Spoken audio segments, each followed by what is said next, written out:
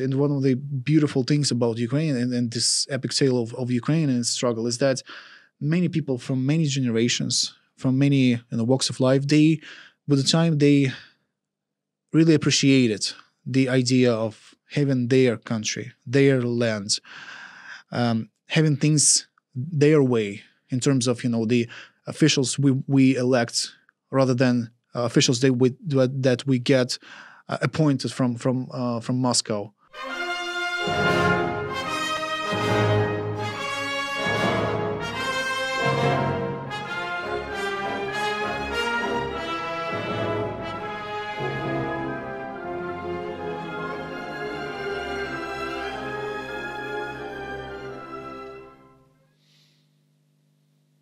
Hello and welcome. Our guest this week is Ukrainian author and journalist Illia Ponomarenko. When the full-scale invasion began, now nearly 3 years ago, like so many in Kyiv and around Ukraine, he was thinking, what can I do to help? For Ilia, it was to pick up his equipment and begin live coverage of those manic days and events. Millions of people tuned in and continue to. If you've found us through him, welcome. The problem is, however, as he continues to push back against Moscow's narrative, they have a well-oiled machine on that side of the conflict, supported by state funds. They get more bang for their buck, even than some of the stuff they've got on the front line. And they've got useful idiots and bots and fellow travelers, paid for influencers. Yes, intelligence officers, and sadly, even those who believe in Russia's cruel, aggressive acts in this country. So we sat down together, Illia and I, earlier this week to discuss all of this, those crazy days as we approach the anniversary, what has happened since then, and potentially where things are headed. As such, it's a lot to unpack. And this episode is indeed a little bit longer than usual. It's also more of a discussion, a conversation, he and I exchanging our experiences and our perspectives on what is happening. But it must be said, that is the exact reason why we created On the Edge. So, Illia Ponomarenko, thank you for being on the Edge this week. You are a well-regarded defense journalist. You've been covering the conflict here since a lot of people don't know. I actually started in 2014, that period of time, and then through this current full-scale invasion. Thank you again for coming. And thanks for having me. Yeah. Always a pleasure. But first and foremost, although you were born in Donbass, you are a resident of the city of Kyiv, and you really love this city. Yeah. In your writing, the book that you put out about the beginning of the battle for Kyiv, I will show you how it was, the story of the Battle of Kyiv. What makes Kyiv and the people of Kyiv so special? Kyiv is a very special place in terms of the significance to our culture, to our understanding of ourselves, our history.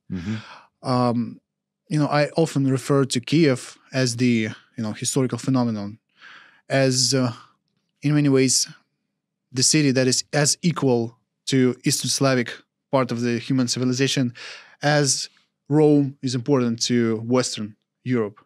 It's everything. Kyiv is the center of religion. It's a place where essentially the ancient kingdom of Eastern Slavs began and had its capital in. Although that's a simplified view, but still, Kyiv is the symbol of that medieval kingdom from 1,000 years ago.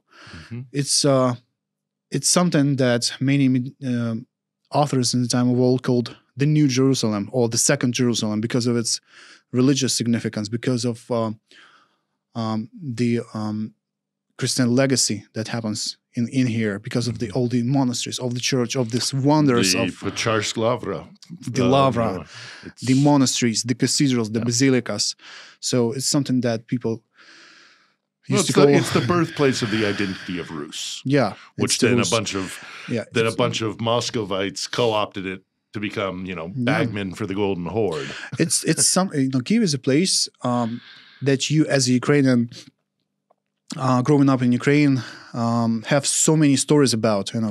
Starting from your school days, so many tales of bogatyrs, the heroes of the princedom of that tales of old. So many legends that everybody knows about, warrior kings and queens of Rus, of Vikings. It's so many things in there. And what I especially love about Kyiv is that it's a kind of city in which is not as old as probably the oldest capitals of the old world. But at the same time, it is a place where so many things happened throughout more than 1,000 years of its history that essentially at every step, you can have a story in there. Mm-hmm. At every corner, especially when it comes to, historical part of Kyiv. Mm-hmm. And these stories would cover the most ancient times, modernity, medieval ages, Soviet times too, imperial times, modern time too. It's one of the greatest things in terms of, sightseeing and telling stories. So it's, when I came to the city, when I started, walking through it, when I started actually studying it, because I had no money in my first days, so no money for entertainment, but you have your legs and you can walk and you have a lot of fun. Wow! Yeah. Without spending a single hryvnia on it. You're right. From Arsenal to Podil to walking sightseeing, descent. I mean, Golden Gates. Every inch has history. Yeah. Absolutely every inch. It's so many layers in time. And I realized pretty quickly that, a human lifetime would not be enough to learn everything about what happened in there.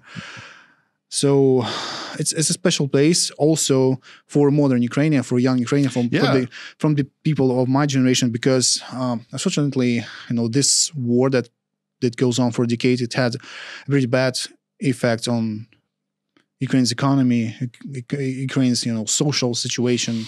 So many things ended up being undermined by this war. So many people from my generation, they normally end up leaving their places and going to Kyiv for a better life. And thus Kyiv became like a mixture of so many communities, so many people coming from all parts of Ukraine, from east and from the west, Russian speakers, Ukrainian speakers, people from like more traditional Russian Orthodox legacy, turning much more pro-Ukrainian, turning much more pro-European with my generation, and also people from West Ukraine, from more traditional religious communities, but also looking for new opportunities, new life. It's a place actually of three revolutions, two of which are very well known in the recent history in the recent 20 years. It's a place where so many people from my generation, for instance, had a lot of effort in terms of making this country a better place. It's a city of dreamers who come essentially with nothing. I came to this city in 2016. I had about $100 and a backpack with me. And that's nothing. I started from nothing, from zero. And so many of my friends, of the people that I know, started the same way. It's a city of dreamers, city of young people who once upon a time saw the news that the government is just screwing them over their future, over their dreams of having a better life, having something better with the West, with the democratic Europe rather than totalitarian Russia, which was very alien to us, young people who were westernized, who grew up with this feeling of dignity, with this feeling of of the Western backbone inside us. Yeah. So it's a city of, it's a symbol. It's a very Yeah. much symbol. And moreover, it's a city of opportunity that welcomes so many people. And it's a city that gives you everything if you are really ready to work hard for your life. It's a tough for city everything. too. You have to prove yourself. Yeah, but You got a lot of competition. yeah, it's a city that provides you opportunities, but you have to work hard. You have to work hard. But you're and 100% if you really work hard, it will reward you. Well, I feel the same way about the Mm-hmm. city, and it's interesting when I talk to Ukrainians or people who are here. Some people love this city, some people love that city. You know, there are those out there who love Kharkiv Lviv, for very good reason. Yeah. Kharkiv is a great city. Yeah. You know, there are people out in Lviv who are very proud of Lviv and love Lviv. Of course, Odessites Yeah. think that they live in, you know, the most beautiful, Yeah. wonderful place on earth, and they'll tell you so at the drop of a hat. You know, they'll let you know it. You know, there are people who love Zaporizhia for For a very good reason. For very good reason. There are lots of lovely cities around this country, but I agree with you, and I've stated it openly, repeatedly, is that I love this city. I love Kyiv. It's my favorite Ukrainian city. It's, you know, the history here and the vibrancy and all the rest about it. I really, really love it. You made your audience leapt up on social media and what have you during your coverage of the battle. And of course, you have your book specifically about that battle. There's a lot else I want to unpack from what you just said, but let's talk about the battle itself. How did the people of this city, not just the armed forces, because I've spoken to soldiers who fought out at Hostomel or what have you, and blunted Russia's spearhead, and how things could have gone completely different if Kyiv had not stood up and stood strong. So tell me about those days, but from the perspective of the people of this city. What was it like? The only word that I have in my head right now, as I recall those days, is doomsday. It's it's the end of the end of the world. We came so close to the end of all those things that we have described, that huge and vibrant part of history, especially when it comes to post-Euromaidan time, when Ukraine got a chance. It reformed, it changed so dramatically in a good way. And by the time, knowing that we are standing essentially at the brink, it might be over, this romantic, dramatic time.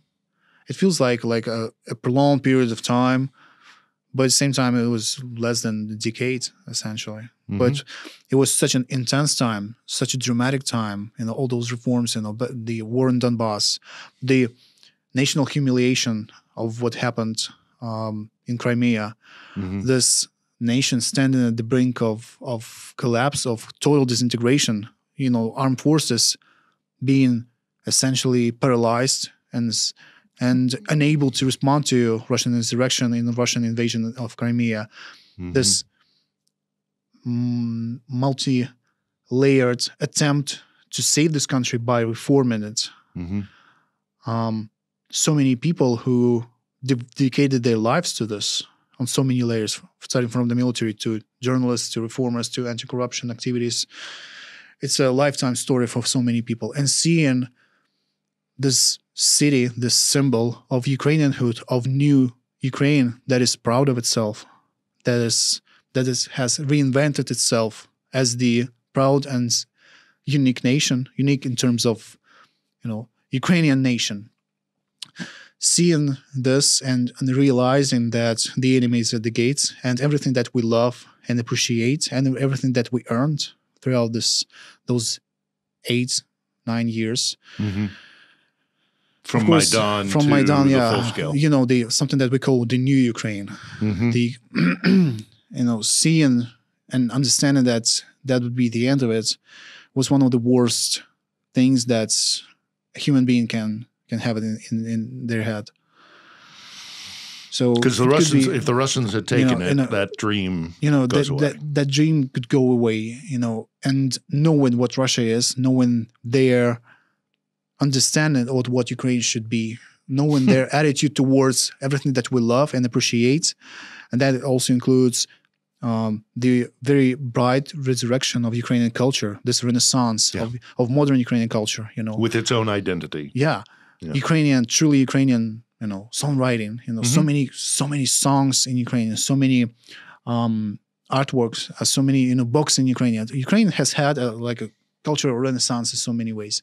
You could see it on Eurovision to one of those things, and and it's certainly broken away from the idea of just being a little Russia. Yeah. I mean, I remember the days when someone would say, I'm from Ukraine, and people would be like, oh, so you're from Russia.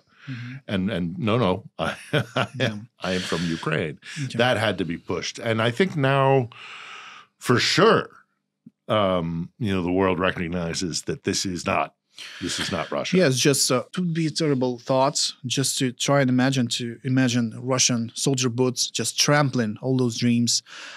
The sacred ground of Maidan, in which so many people essentially changed the course of history from this country. Knowing that resurrection, that bright outburst of Ukrainian pride, of Ukrainian, nationhood could be trampled by Russian soldier boots.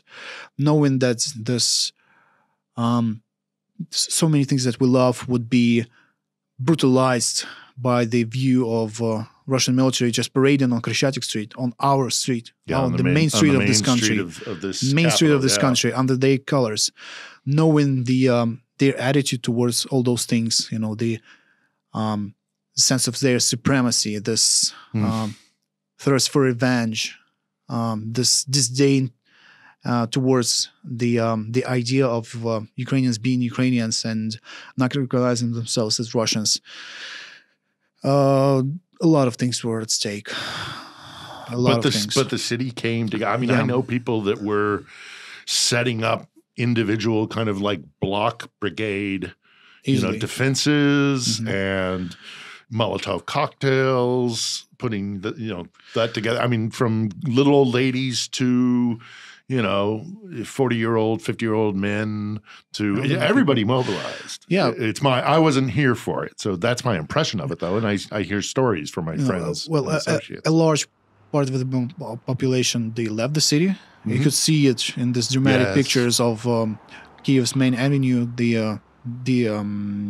filled with cars. Permohi Avenue, just absolutely filled with cars for many miles. Yeah. Impossible traffic jams. Of course, people were trying to flee because nobody knew what's going to happen. And by the middle of the day one, the invasion, we already had Russian paratroopers in Hostomel airfield, which was just outside the city, the strategic airfield. They took the foothold.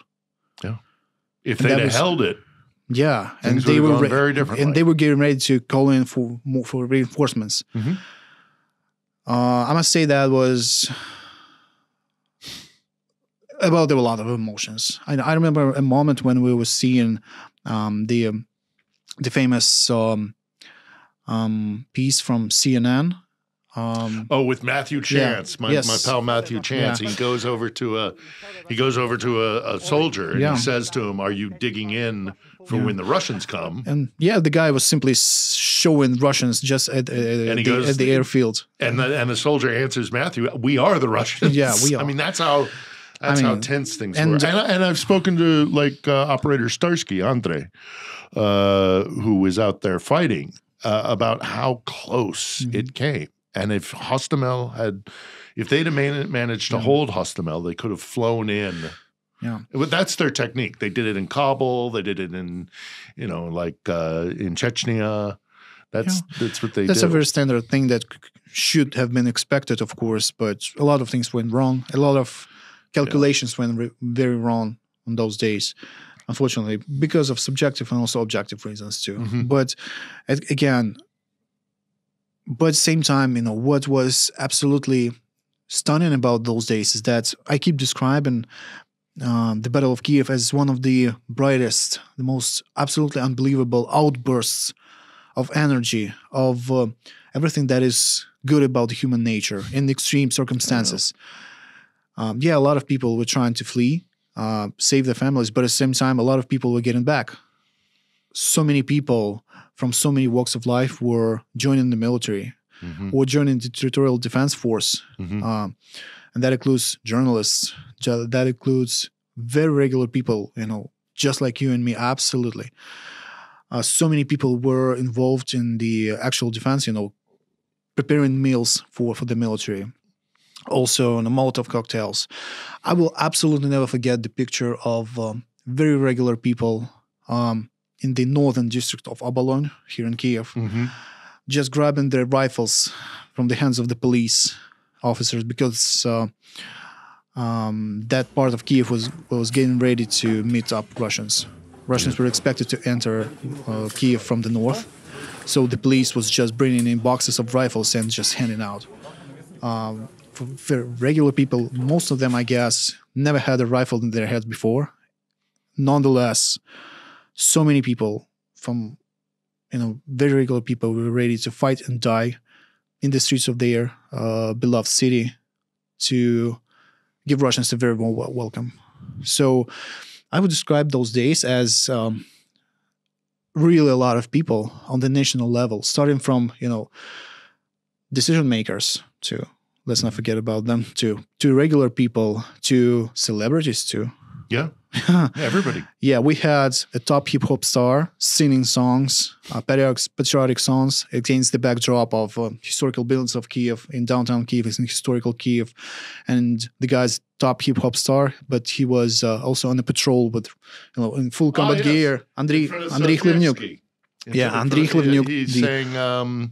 It's the red, patriotic song. Yeah, the red Kalina. Ой, Лузі червона калина. So many videos went viral. Forgotten what the translation of that is. It's a kind of in the meadow, the kalina, which is the national the flower, the national flower, the red kalina. So right, it got saddened. So it's a patriotic song. So at the same time, I have an example of my friends who were actual radio hosts, journalists. So they had some sort of a political talk show in which they talked to each other in Russian, by the way. And they joined the Territorial Defense Force starting from day 2, day 3. And there was a time for them to leave the whereabouts of their units. So they got back as territorial defense fighters to their studio on the round table, and they had it live with this yellow patches, designating them as essentially resistance fighters. And they had rifles at their feet.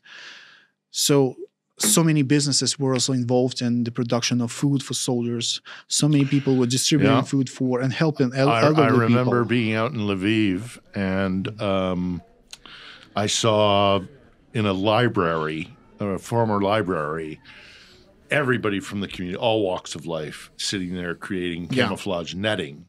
Of course, nowadays they're doing, they're doing printed drones and stuff like that. But you're right. It's because they did understand. I think, especially people here in Kyiv, but I think all around Ukraine, they understood that this was the moment that it goes back to Maidan when there was the distinct decision to turn away from Moscow and go towards the west. Because you live up in Bucha now, which is a town that will always carry with it that tragedy of how horrific the Russian soldiers treated the people of a relatively prosperous area. Bucha, Hostomel, Irpin. These are nice middle-class suburbs, and they were turning, and it was very symbolic, I think, in many ways of the prosperousness of a Ukrainian middle class being destroyed by a country that because of the way it's structured doesn't really have a middle class. But the horrors of what they're willing to do, we saw. But now you see Bucha, has been restored. Yeah. And I think that speaks to the strength of the Ukrainian people as well.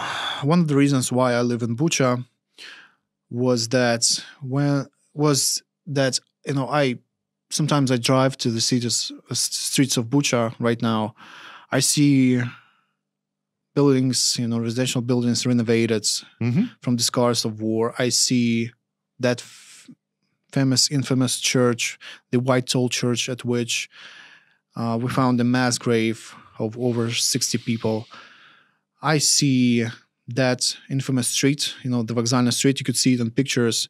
It's just absolutely littered with destroyed Russian vehicles, as long as the eye can see. Mm-hmm. And I drive through it sometimes as it is now, and it looks like a very cozy Swedish or Norwegian suburb in a very good city. I see... I remember the atmosphere of Bucha as we came there with the police and with the military, just following the Russian withdrawal. And I remember the smell of death, the bodies, the gray air in there, and this sensation of something that was really something really bad happening in there. You could feel it, the touch of evil. It was something really horrifying. I can say that I'm super impressive in terms of scary things of war, but in the silence, the touch of evil in the air was even more frightening to me than the bodies, the mass graves, the signs of robbery, massive robbery, marauding by Russian soldiers. At the same time,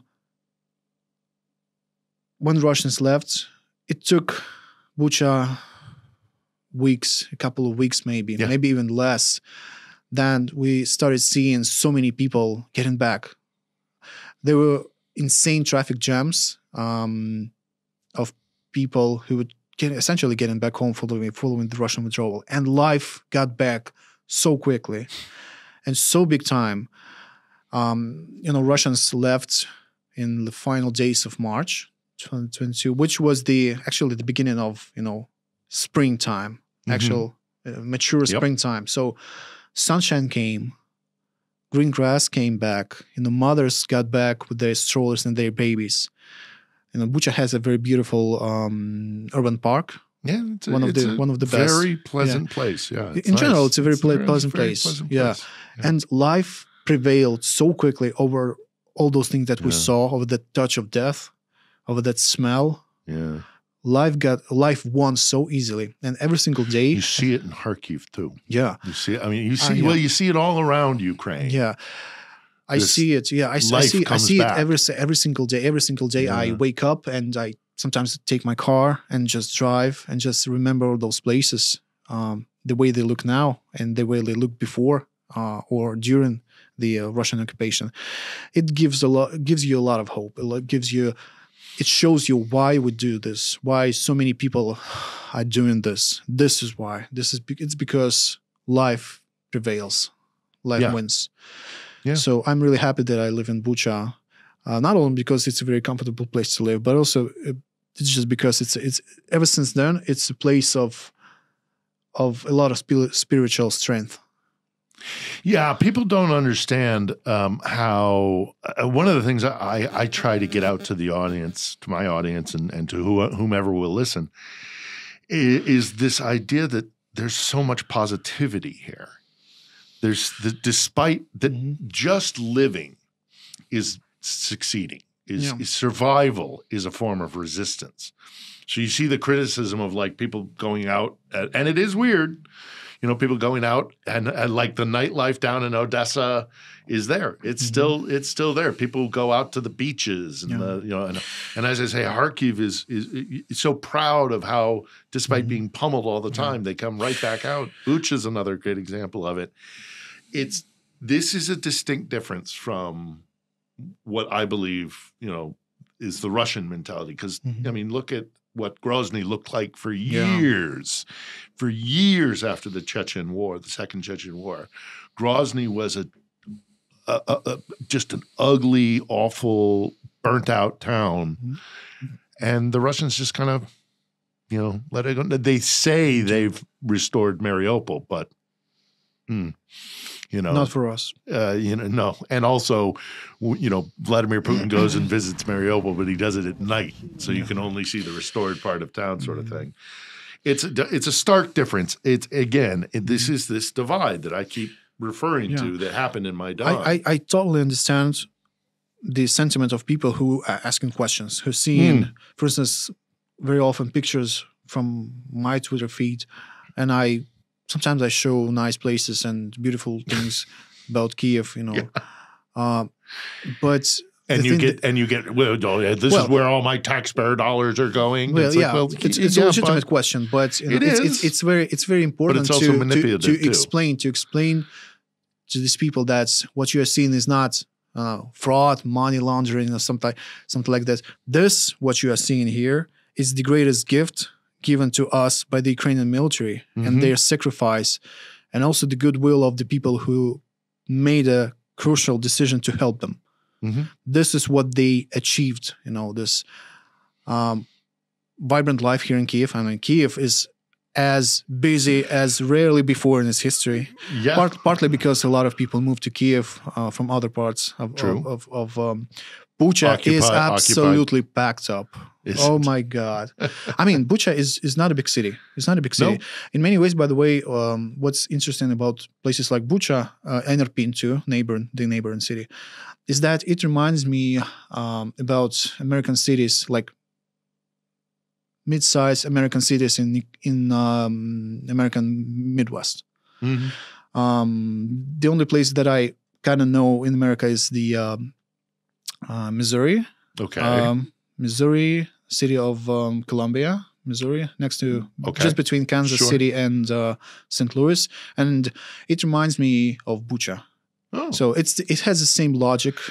It has the same. Yeah, it's a suburb. It has the same structure of having like a large avenue, the Broadway. And the city being surrounded, just being rebuilt on both sides of it. Yeah.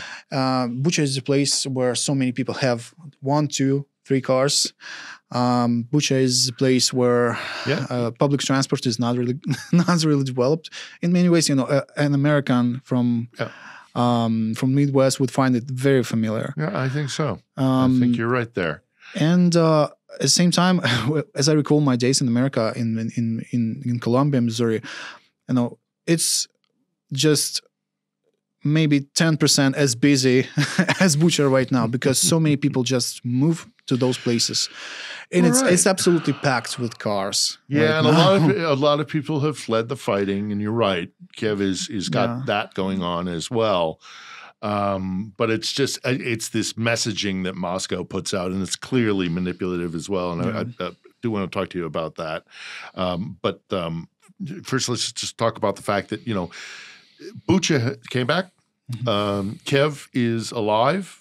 Odessa is a fortress. Yeah. Kharkiv has been brought back and has been liberated. We have obviously the front line. Kherson is in trouble. But they struggled to take a little place like at the time of this recording, Pokrovka. I don't think they have the capacity. As a defense journalist, in your estimation, do you think they have the capacity, the Russians, to take a city like, say, Kharkiv or God forbid, Kyiv? Well, war is not linear. The fact that they really, it's an obvious fact that and it's a great shame to Russia's imperial power that they, after 3 years of total war in Ukraine, they're still beating their heads against the wall to take small towns and cities in Donbass. And Ukraine still has over 80% of its territory under its control. And they still haven't had any, they still are not in control of any of regional capitals that they tried to occupy since February 24th. The biggest thing they have right now is Mariupol. Yeah, essentially. Yeah. And that's a bit of a shame. It is, and we'll talk about that. As compared to their ambition, as compared to their initial goals, as compared to their bravado that Putin radiated.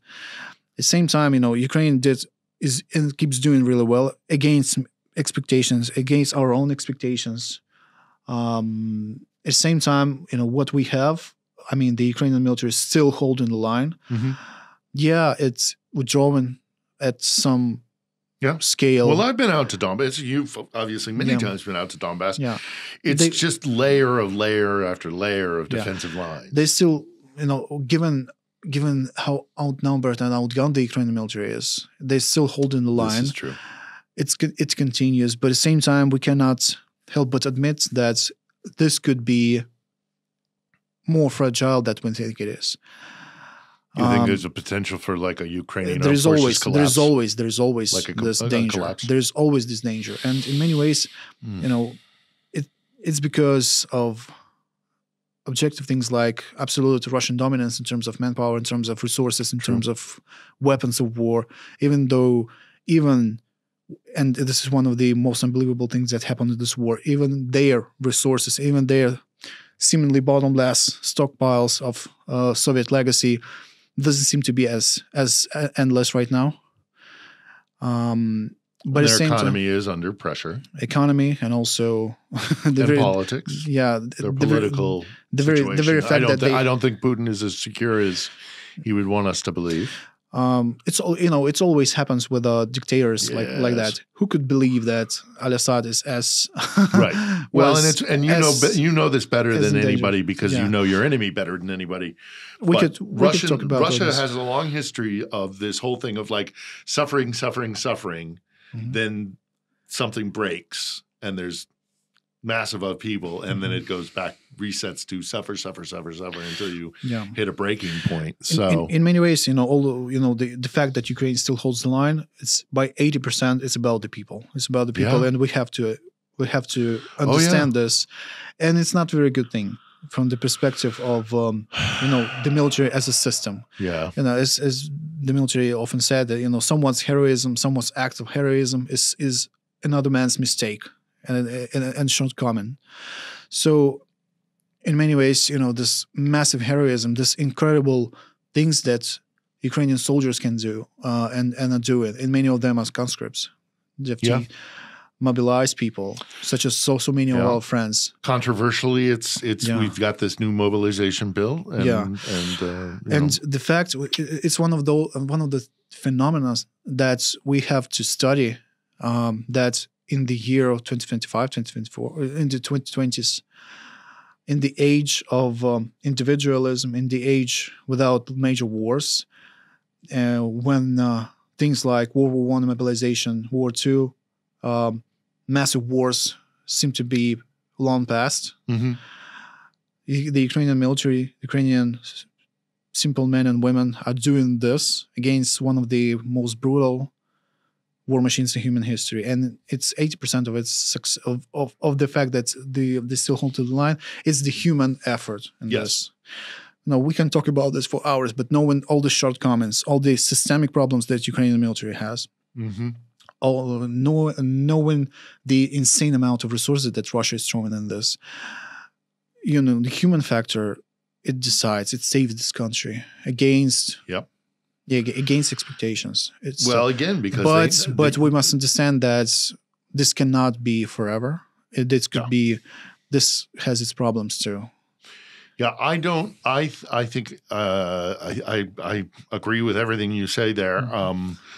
I think the Ukrainian people, by and large, know what it is they're fighting for, and if the Russians were ever to come and threaten Kyiv again, that mm-hmm. same spirit would rise up again, and also, I just think that they are indeed grinding themselves against mm-hmm. the Ukrainian defenses, which you're right are holding, despite so much that is disadvantaging them, not least of which foreign lack really of support. But I will pose this question to you, and you let me know what you think, or I'll pose this situation. I don't think they can take Kharkiv. I don't think they can take Kyiv, and I don't think they can take Odessa. And if they don't take particularly Kyiv and Odessa, they need to take those cities. Yeah. And I don't think they have it in them to do it. If they go for Odessa, they're going to have to take Kherson first, and that's going to grind them up. But they need Odessa to control the Black Sea, which is Putin's, I think, larger strategic interest. He is to control the Black Sea and change the government, thereby changing Ukraine. Yeah. So they need to overthrow Kyiv. And I don't think they have the capacity to do either of those two things. I don't think they can even take Kramatorsk, frankly, which is kind of the gateway to Donbass. Well, that would be an epic battle. It would be look at how long Mariupol lasted. Maybe just Mariupol, when Russians were on the verge. Just when pummeling Mariupol. I don't think they can even take Kramatorsk. Let's talk about Mariupol. You're right. Kramatorsk would look like Mariupol. They would lose hundreds of thousands of men. I think generally, I'm trying to be as honest as possible. I think the question of Russian absolute victory in this war is decided on. It was decided on with the Russian failure at Kyiv. The battle that you documented it's one of those reasons why I paid so much attention on the Battle of Kyiv, because it was a pivotal moment. The moment they gave up on the main and foremost goal of their so-called special military operation was essentially the answer. Yeah, and the clock started ticking on Vladimir Putin. In my opinion, it's a failure. Yeah, this so-called special military operation failed, and what followed was the full-scale war, primarily focused on Donbass, and that's quite another question about this. And also, I do think that we have the answer to the question if they can take Kherson, Odessa, Kharkiv, given their capabilities and given their efficacy that they are keep showing, despite spending insane resources and fighting this war the way as if tomorrow soldiers. Never comes for them. I mean, it's insane. Like I said, it's one of the most insane They'd wars. have to have a third or a fourth mobilization if they tried to take. So I think the answer is they will never do this. They will never achieve this. But at the same time, we must understand that we should not take this as for granted. No. Because they would like to. Yeah. They'd certainly like to. We should not take this. That's another point that I put forward in my argument is if they could do it, they would have done it. But there's it should not take you 3 years to yeah, exactly. I mean, it's not when you're Russia. If you can't take Kyiv and if you can't take Odessa, it's all for nothing because because then he can't control the Black Sea. Why even have Sevastopol? The Black Sea fleet has now been pushed because it's not safe for them because they're within range of Odessa. So they've been pushed to Novorossiysk. And if they can't control the Black Sea and if they can't control Ukraine by changing the government in Kyiv, two things that I don't think they have the capability of doing in their military, they've lost. They've lost. Why even have Donbass? Yeah, but having said that, here's another point that we should discuss, is that places like Donetsk and Luhansk have been under Russian occupation for over a decade now. Yeah. In many ways, they've been Russified out there. And people got out who didn't want to live under that system. There is some talk of that being the territory that would be negotiated for. I don't think Zaporizhzhia and Kherson are negotiable, but what do you see as a potential negotiated settlement? Because you also got the big question of Mariupol and Crimea. Yeah. The big problem is that from the point of view of Ukraine, being based on realism and being pragmatic, and this is what many people in the military also say, it would be not the worst decision and not the worst outcome for us if we agree on stopping where we are right now along the front line, along the current front line. We kind of freeze this. We maybe accept some very formal obligations for us, such as you lose some heavy industry, you lose the steel factories, but we already lost it. You lose the coal, you lose the salt, there are some assets there. But obviously, it would be a painful thing. And you're also it's a well point that you've kind of already lost. This is what many people in the military say. But at the same time, we get this war frozen. At the same time, we start a national project of going on with the military buildup. Mm-hmm. We go on with strengthening this nation. Mm-hmm. We keep to what we have, like 80%, and we continue building up ourselves as the victim that is way too dangerous to be attacked again. Yeah. So, and there would have to be some assurances. I mean, the Budapest Memorandum is an embarrassment. We have cooperation with the West. We have there would have industries. To be some sort of we have our own production. Yeah. So, in other words, we are continuing this big time work to make ourselves way too dangerous to be attacked again. Yeah. And maybe who knows what's going to happen in the next years, decades. Who knows? So that would be not the worst situation. The problem is the big problem is that who said that Putin does not understand this? Who said that he is ready to leave us alone in this? He clearly understands that if he leaves us alone, we'll continue moving west. We'll continue strengthening this country. Kyiv remains the capital. Ukraine remains a sovereign, independent Ukrainian country, Western line country, the country that absolutely hates Russia forevermore. Yeah. So essentially, he's not going to find it as easy to corrupt. Yeah, as he used to, because he used to run this country in many ways through the corruption. And I don't absolve Ukrainians of the agency that they themselves have, and the Ukrainian corruption is domestic corruption. But there's also a big part of this war was rejecting the Muscovite system, which is built on oligarchy and corruption. That ain't going to happen again. I very often describe this war, this entire recent history of Ukraine as Ukraine having two wars at the same time. One is obviously a large conventional war with Russia, but at the same time we have a domestic war against something that I describe as the dark side of this state, of this country. All those things that drag us down: corruption, malpractice, ineffective officials, lack of government bodies, lack of responsibility. The legal system needs reform. I mean, there's so many walks of life, hurdles, and difficulties. And just like in any war, we have our victories and we have our setbacks in this. Yeah. In this war, and moreover, these both wars they are interconnected in terms of their outcome. If we lose an internal war, it means that we have no chance. We have no chance against Russia. So, I think people forget that.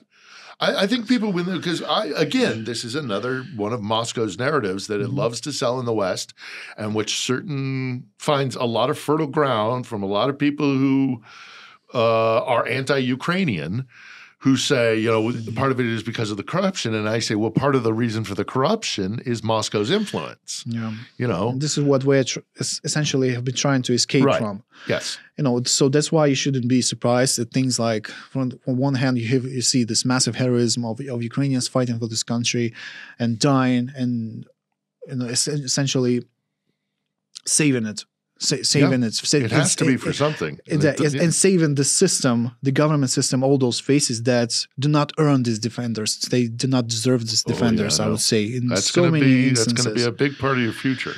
But at the same time, you see things like, one of the recent headlines was the guy who was in charge of Kyiv subway system. And he was, I guess the word is indicted on charges of corruption, but he managed to flee the country with forged medical documents. Yeah. And things happened like this.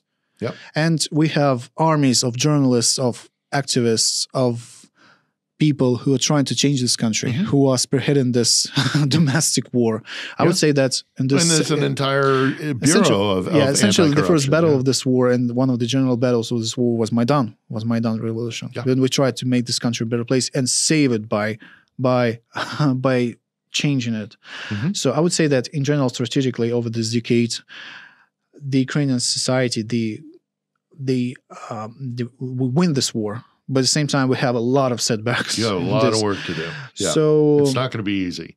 So, and what I'm trying to say is that the war of 2014 was a big kick in the ass for the Ukrainian society. Yeah, it was a huge signal that if you want to keep on what we have in terms of us being a nation, in terms of being masters in our own house, you have to change. It was a big kick in the ass, and people work really hard for this. It's true that in all these years it was like a pace of making 2 steps forward and immediately 1 step back in this regard. But nonetheless, what I'm saying is that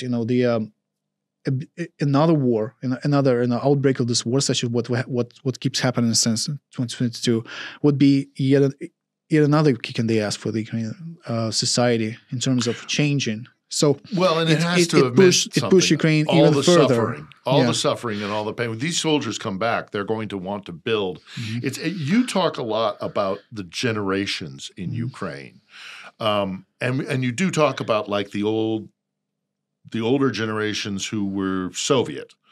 I do see a distinction between the younger generation wanting to build a more Western European liberal democracy, all the things you talked about, reforming all those things. There's the old generation of like really, Soviet types. What in the West we have our boomer generation. That kind of they're dyed in the wool kind of Soviet, and they're going to probably go to their graves having that Soviet mentality. But there's also this group that came like my generation, what would be our Generation X, which kind of has one foot in the Soviet and one foot in the future. That's why I think we see a lot of, the older generation on the front lines because they know what it was like to live under the Soviet, and they definitely want a different world for their children and their grandchildren even. So talk to me a little bit about that pivotal shift in Ukraine, which exists currently of like being Soviet and being a colonial mindset, having a colonial mindset when it comes to Moscow, and then this other section of Ukraine, which is definitely like middle finger up to Moscow, like on your cup, and wanting to break away and wanting to be different because this isn't Russia.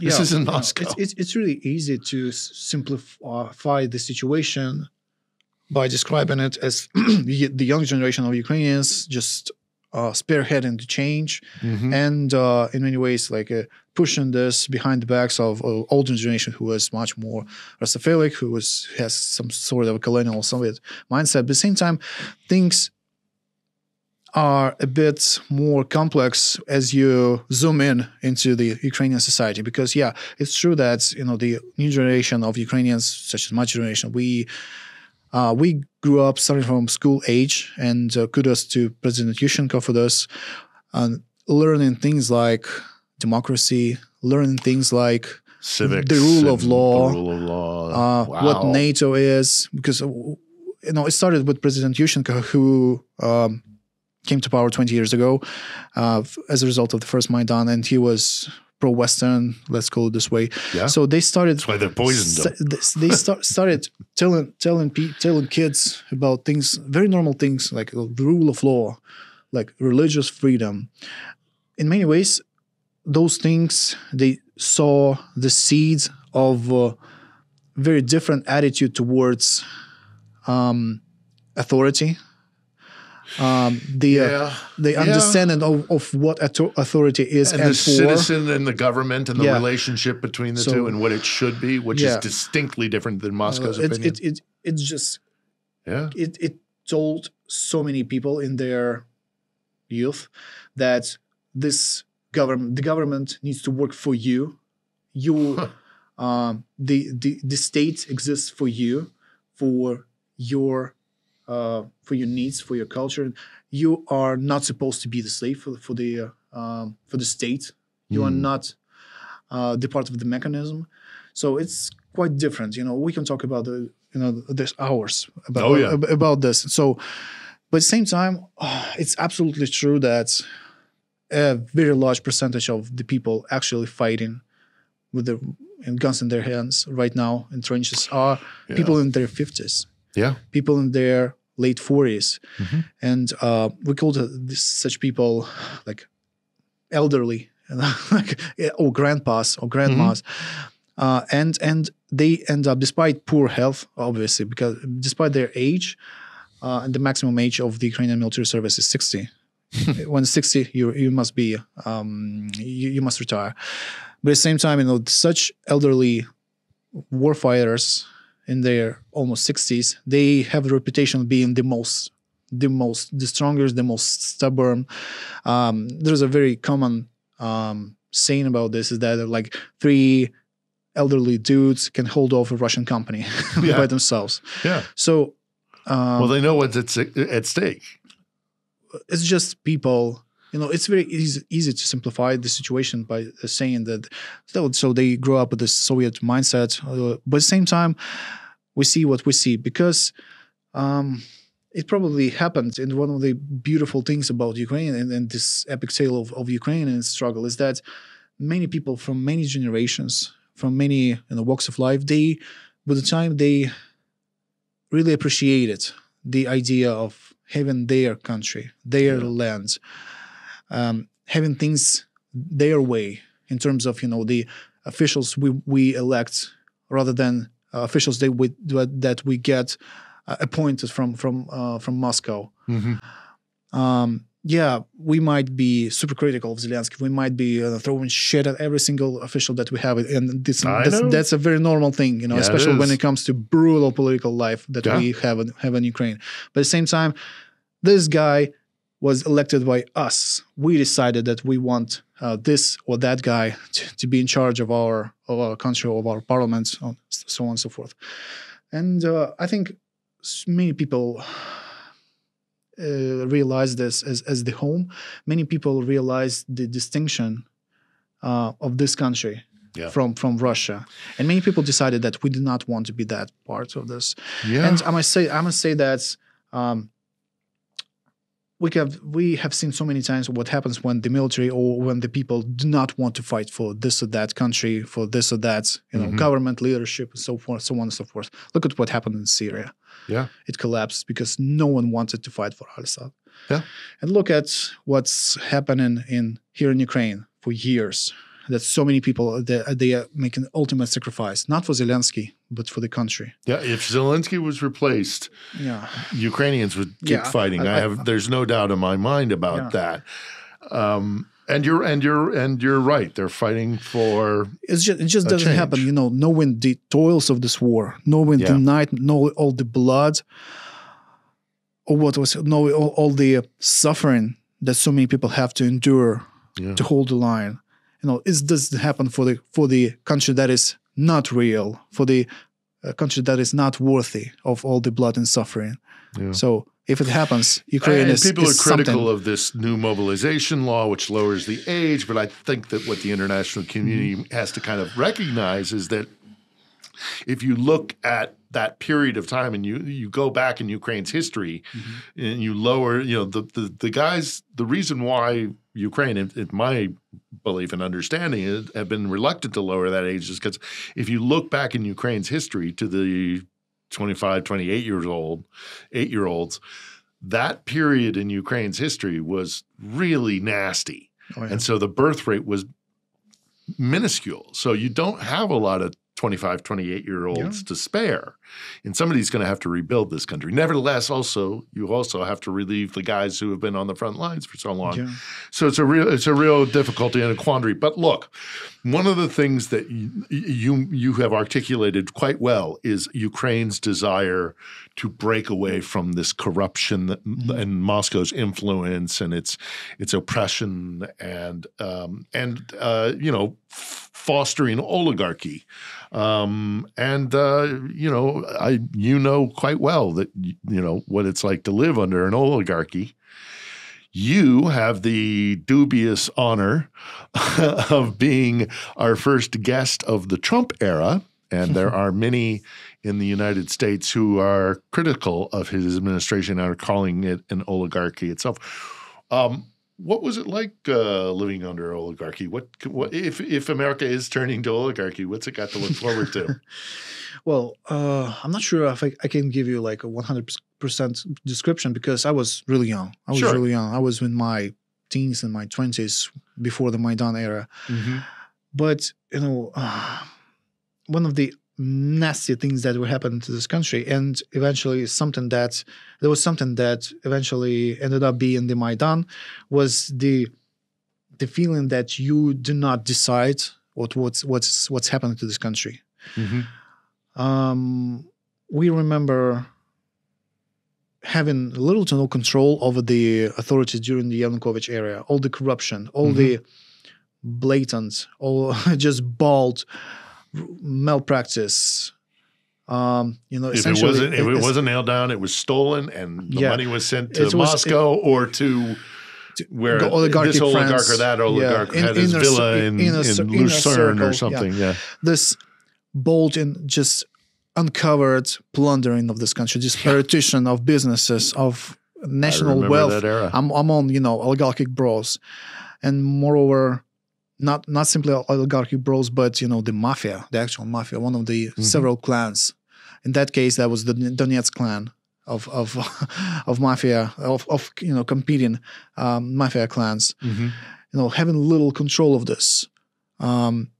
Essentially, the essence of that essentially happened in November 2013, when the whole Maidan thing started, when it appeared that despite a lot of pressure from the society, despite a lot of work in this direction, they simply decided that they are scrambling this association agreement with the European Union. They just decided it. They just decided because they decided that it doesn't fit them, and Moscow would be not happy. They ignored the will of the people, of the huge majority of the people. They decided that they would rather they put it on hold forever, of course, and they will take money from Moscow, and they will disperse them on some of their voters to buy even more support. And they simply decided this for us, especially when it comes to something strategic. It's decided upon the future. It's either European Union and European vector, or the Russia and the Russian Economic Union and stuff like that, and it goes with so many other aspects, such as the rule of law, the control over your country. So the greatest negative things is that you lose control over your own country, and it contradicts so many things inside you. Inside so many people who do not accept this as possible, as granted. Like we mentioned, this very changing model of understanding of who we are in this country and what this country is made for. So you're so 100% right. And I remember being on Maidan, and I remember what that was all about. I mean, but here's the problem, or here's a problem. You know as well as anybody that Maidan, the narrative that Moscow pushes about Maidan is that it was a CIA coup, right? That's the whole thing. They cannot accept, maybe even to themselves, that the Ukrainian people wanted to go a different direction. I mean, I was on Maidan. I've been coming to this country for decades. The Ukrainian people chose to go west, and Moscow simply couldn't accept it. And so they spread these narratives and these conspiracy theories, and whether it is Maidan being a CIA plot, or that the Azov Brigade is filled with neo-Nazis and fascists, when maybe it has more to do with the fact that the Azov Brigade tends to kick the Russians' ass. I mean, I wonder why it is that they particularly fixated on Azov. I know they had a nasty history, but they also tend to kick Russian ass. So that's another narrative that they put out. How do you work? You're a journalist. You put out books, and you write, and you're out there fighting the information war as well as us here at On the Edge, and some others as well. How do we push back on this information warfare, which has a body count because it decides whether Western support perhaps comes or not? How's it been going for you? When it comes to things like Maidan and CIA coup in Maidan, sometimes it makes sense to uh, to ask people to push conspiracy theories aside and just realize that it's history. It's the way society works. And of course, Russia is spreading the CIA coup things because, again, it's one of those fundamental differences between modern time Ukraine and Russia. They simply cannot accept this and comprehend it in their heads because it's out of the nature to understand that the people might be in disagreement of what the government does. Coming back to Maidan, it was a very natural thing for Ukrainians and for Ukrainian society as a whole to say that, no, you cannot beat our kids protesting in the square. You cannot do this. We are not allowing you to. So you cannot turn the entire country by 180 degrees without asking us. Mm-hmm. You cannot do all those things because we are here and we are here to decide for this country. It's our country and you are just a hired official to serve our purpose. And this is quite fundamentally different from what Russia is. Mm. And it goes about so many things. And one of those things that happened in Maidan was that, some people would say that, was it all worth it? All these years and all the blood that followed and all the revenge that Russia followed. Was it worth it? Could you just shut up and, live with Russian economic market, with Russian with Russian dominance, with Moscow dominance. Could you but you could have saved all those lives. The big problem with this logic is that, this is history. Things could not work in a different way. There's something that happened to this country was something that historians call the revolutionary situation. It could not be just reversed just like this. It's the fundamental, very deeply ingrained contradiction between the things happening and the position of society. And the only possible outcome of this is revolution, is clashes, is conflict. It's the same thing as asking people from 100 years ago, or for instance, in the February Revolution in Russia, was it all worth that they were protesting against World War I, against the lack of food in St. Petersburg? Things just doesn't work this way. Society, human beings respond as society in a way that happened to Russia, for instance, or what happened to America. Yeah. Yeah. Well, one of the things I've heard repeatedly here is you talk about the millions or, however that are being affected by this war, and certainly all the, many thousands that are dying. Mm-hmm. But I hear time and again in Ukraine, yes, but what about all the millions and millions of Ukrainians to come in the future? Because this will reverberate down through history. There are going to be millions of Ukrainians that will grow up and live in a free, independent, sovereign Ukraine. And so sadly, it falls to this time to shed the blood for that. But things are much more complicated than, why don't you just give up? You just can't. No, you just can't. Yeah. There is no choice between, something just between fighting a war of national defense and national survival and something else that is that is equally good. There is no alternative that is good. So, and what really gets me angry when I hear such questions is that there is always a question to the side in defense to us of why we keep defending this country rather than Russians. Why do you still trying to erase this country? There is never a question to an aggressor who has full control over what's happening. It does seem disproportionately that the West is trying to pressure Ukraine to give up more than it's trying to pressure Russia. And to me, that is so incredibly frustrating. But of course, you must be aware that as, again, we go into the Trump era, and and those who are critical of Ukraine's resistance and are like, well, just give them some land and they'll go away.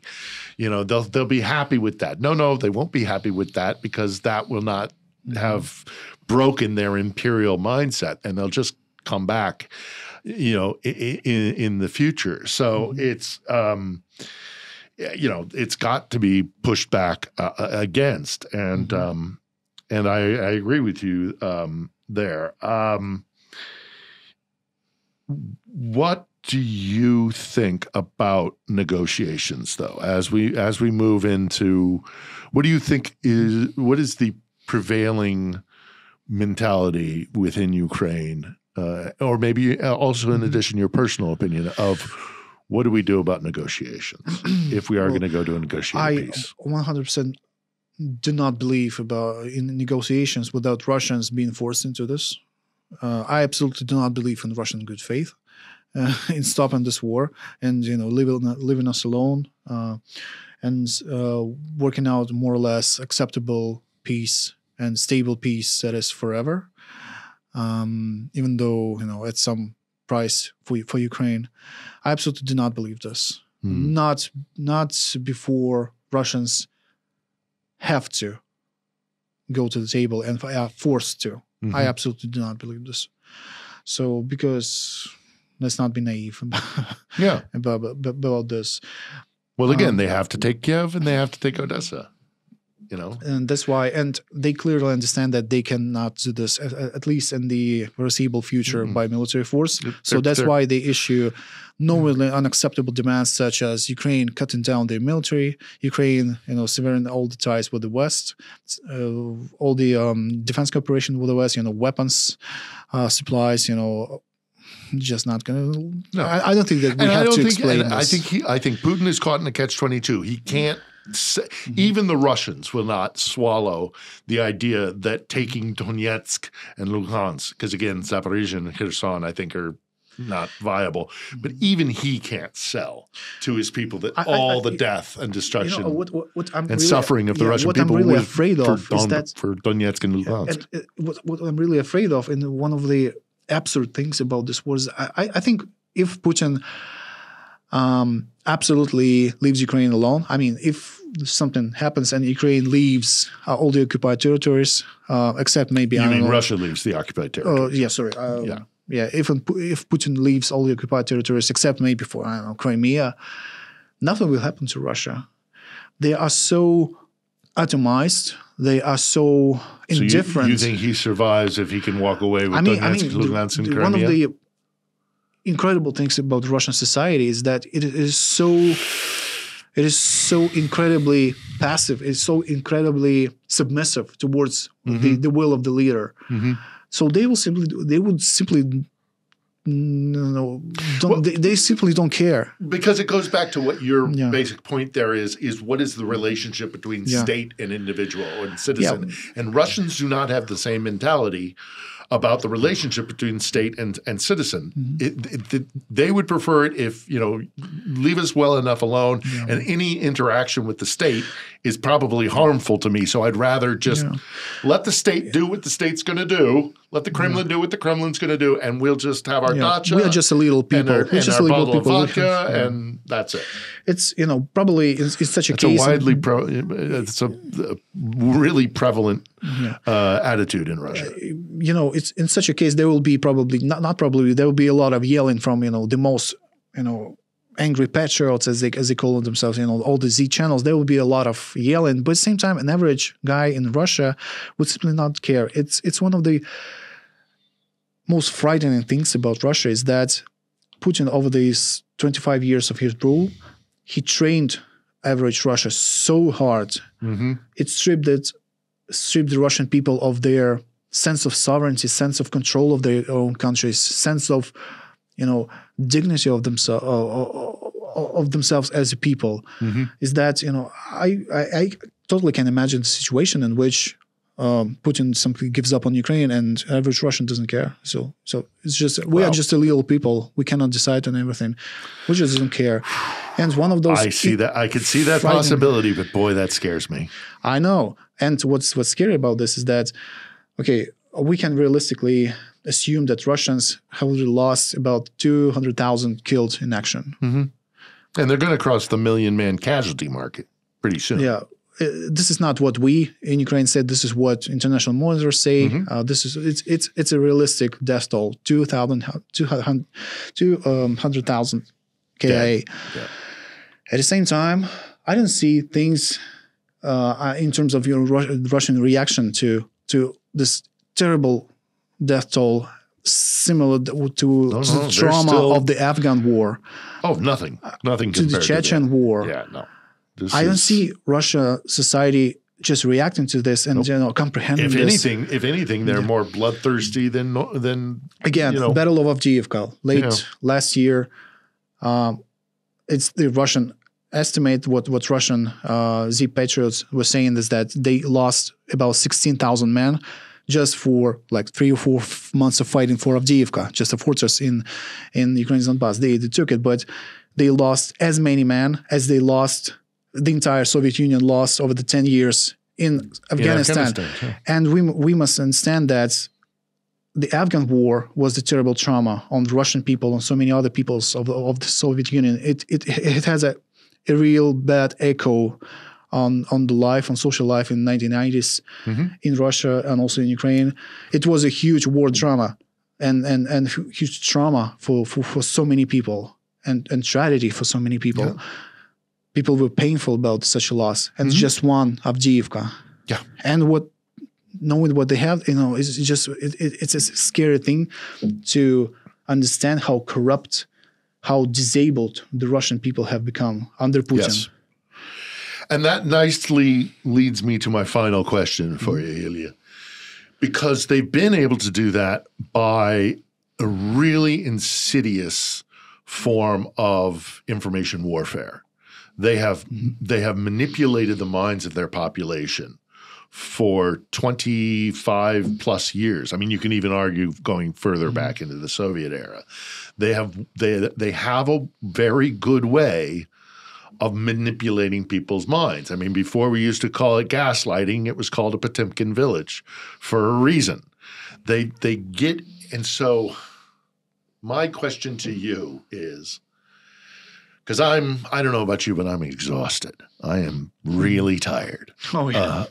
It's this constant online battle, but it has to be fought because they have so perverted the minds of their people, and they're trying to do the same on a global stage using the same techniques to manipulate people to reduce their support for Ukraine. You and I are involved in that battle. You and I are fighting the information war, which Moscow is kicking our ass. How can we beat them online? Because that's the battlefield you and I share. How do we get our audiences to grow when Elon Musk, who is openly pro-Kremlin, is got that enormous media platform, and people are going to die because of the messaging that Moscow sends out through its serious tentacles. How are we gonna fight this, Ilya? How are we gonna fight? Yeah, to be honest, I think our fight is vital. Talking to people is crucial, especially when it comes to in time of global media and global conversations going live. But at the same time, I'm afraid that our work is secondary to things on the ground, to be honest, and is secondary to the successes or setbacks on the ground. We can talk to people.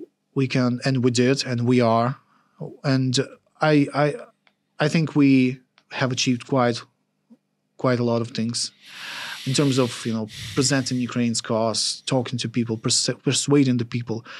But at the same time, our work and our stance on social media and informational warfare, as we call it, it really depends on the actual successes of the Ukrainian state, of the Ukrainian military, and a lot of external factors, such as it was not easy, but it was the most effective conversation to people in the first months of the full-scale invasion, when things were fresh, when the Ukrainian military was demonstrating enormous miracles on battlefields, when it was all dramatic. But at the same time, it just happened this way that a lot of people made pretty wrong decisions in terms of prolonging this war, in terms of procrastinating with very important decisions, and giving Russia time to rearm find allies, and also giving Russia time to treat public opinion, give Russia time to bring up more loud voices, spitting on Ukraine, purchasing that as well, and giving the voice to spit on Ukraine, to exploit all the problems that go out of this prolonged war that has no meaningful and promised ends in this. So I know it's probably not a very good answer is that, but same time, one of the things that we had in this war, and particularly that was one of the things why the Battle of Kyiv remains so inspiring to me, is that back in those days, so many people decided to make a moral choice. We stay, if we fight, we do what we have to do no matter what happens. Yeah. It's just a basic philosophy of, basic moral stance of just do what you have to do and be what may. And, with this, my position is that no matter what happens in terms of, external factors, we as people who chose this profession, we need to do 100% of what we can do, talk to people, explain this, disprove this, to be as persuasive as we can, to be as flexible as we can, because we started with this high moral ground and presenting Ukraine's war as a moral case, as as something that is good from a moral point of view, as something that is pure. But at the same time, we have to, with the time, with people changing their attitude, we have to switch to more practical things, like explaining people that, the support of Ukraine is important because by supporting Ukraine, you put the war aside from you. And this is why it's interesting to you. This is why this is helpful to you, because you don't want to fight this war with your own soldiers. So here is the unique opportunity for you to give Ukraine all the tools it needs, and they will give it all the job done. And you will push the war aside, and you will get this curtailed, you will get this contained, and you will forget about this. So it's your opportunity too. Yeah. So we have to work no matter what we do, no matter what happens, and be what may. I agree 100%. I think we need to keep pushing back against Moscow's narrative because the alternative is awful. I agree with you. I believe that this is the front line, the kinetic front line of a larger battle against autocracy and oligarchy and all the corruption and that sort of thing that Moscow brings. Because you're right, it won't stop with Ukraine. Even if it isn't tanks on the Champs-Élysées, it'll be the creeping corruption of a reinvigorated Moscow. And that's why I'm here, and that's why I'm fighting this battle. So I know that you will keep doing that. One of the things that people can do is obviously raise our, one another's profiles. So I highly recommend going and getting your book. It'll explain a lot about why Ukrainians are fighting the way they are and why they're fighting so desperately, because they know what's at stake. So it's I Will Show You How It Is, the story of wartime Kiev. And even though I am not a fan of Mr. Musk's platform, you are still at you are still at Illia Ponomarenko, yeah? Yeah. And are you on Blue Sky? Yeah, Blue Sky too. Okay, so we'll put all the links and everything. Yeah. Please do follow Illia, a great voice from Ukraine, a genuine voice from Ukraine, which is the purpose for why I created this show On the Edge. So if you liked Illia and I's conversation, please share it, because this is the information war battlefield, and we're just two voices on that battlefield. But I certainly hope that your voice gets spread a little bit further, every day, and same here, and for all of us who are speaking out for Ukraine. So Illia Ponomarenko, thank you very much. Thank you. Thank you for the conversation.